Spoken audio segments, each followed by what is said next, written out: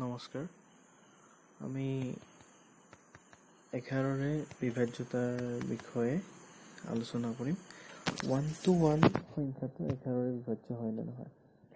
11ৰে বিভাজ্যতা পৰীক্ষা কৰিবৰ বাবে আমি এটা এৰি এটা সংখ্যা যোগ কৰিব লাগে। মানে এককৰ স্থানত 1 আছে, দশকৰ স্থানত নালাগে আৰু শতকত 1 আছে। আমি 1 আৰু 1 যোগ কৰিব লাগিব। 2 পাম। তো মাজৰ সংখ্যা আছে 2।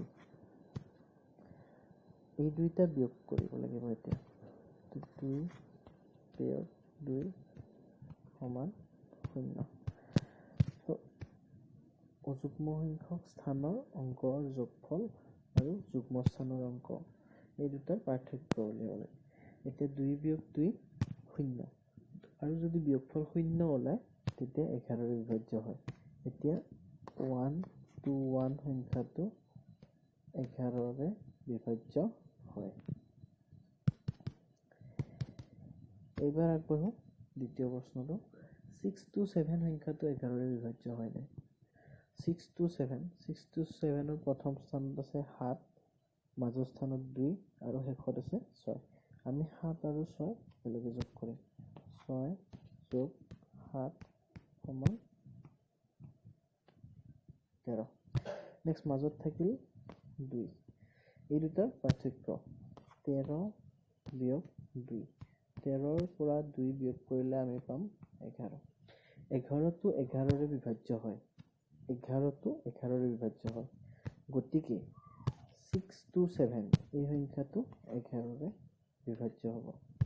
মই পুনৰ এবাৰ কৈ দিছোঁ যে 6 to 7 সংখ্যাটো 11ৰে বিভাজ্য হয়নে পৰীক্ষা কৰিম।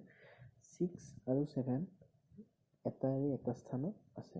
তো 6 plus 7 equals to 13। নেক্সট মাজত আছে 2। এইকেইটাৰ পাৰ্থক্য 13 minus 2 equal 11 আৰু 11 সংখ্যাটো 11ৰে ডিভাইডেবল। চ' 6 to 7 এই সংখ্যাটো 11ৰে বিভাজ্য হ'ব।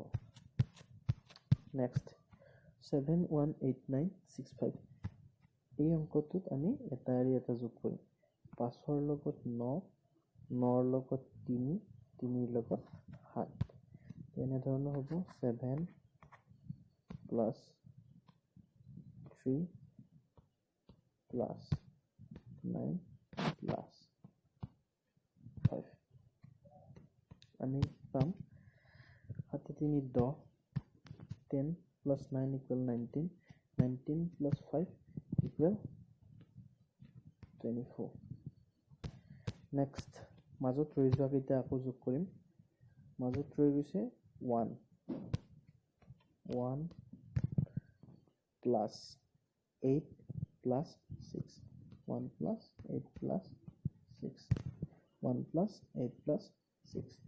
এইকেইটা যোগ কৰিলে পাম 1 plus 8 9, 9 plus 6 equal 15।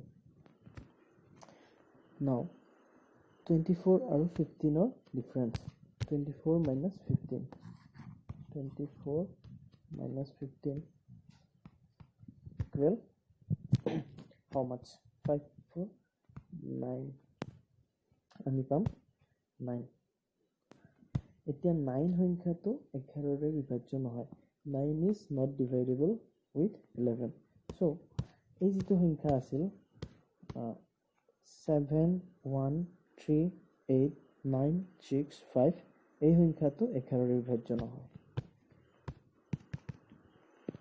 তো আকৌ এবাৰ কৈ দিছোঁ যে যিহেতু ইহঁতৰ পাৰ্থক্যটো 9টো 11ৰে বিভাজ্য নহয়, গতিকে এই সংখ্যাটো 7 1 3 8 9 6 5 11ৰে বিভাজ্য নহয়।